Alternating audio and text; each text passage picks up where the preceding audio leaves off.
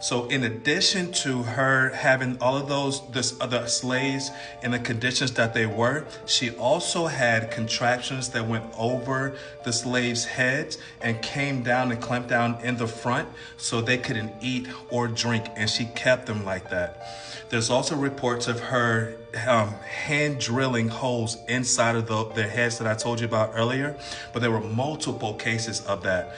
They found some people that had holes in their heads so big that you can put a wooden spoon in, and there's reports that she would either stir and or flick parts of their brains out just little by little while they were still alive. So when everybody found this out, when the townspeople found this out, even though it was legal for you to have slaves, they still said that or thought that you should treat them with respect. You shouldn't just completely disregard your slaves as less than human, which is exactly what she was doing. So they rushed her house. They tried to find her, tried to get her, tried to punish her, which would probably be death.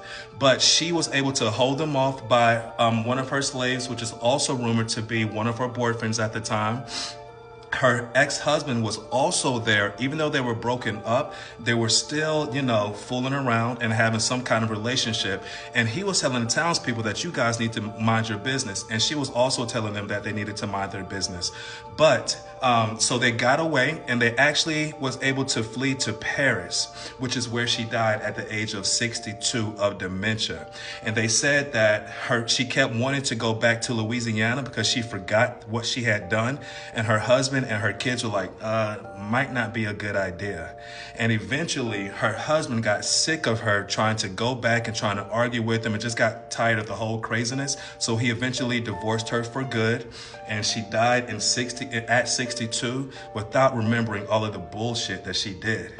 Sad, sad case. But what brings me to this is that this house, her mansion, is reported to be one of the most haunted in Louisiana. There's reports of people being touched by, there's a school that was once there for girls, and people would say that they would see slaves, bodies walking through the hallways. They would get touched, they would smell certain things, and that has just been going on since it became a vacant property. So there's a lot of hauntings there, and I definitely plan on going to it and telling you guys all about it. All right, so let me know if you enjoyed this story. I'm definitely going to continue to bring you guys more from Louisiana and North Carolina, my homes. So yeah, let me know. Don't forget to like and subscribe. Please share. I appreciate the love from you guys.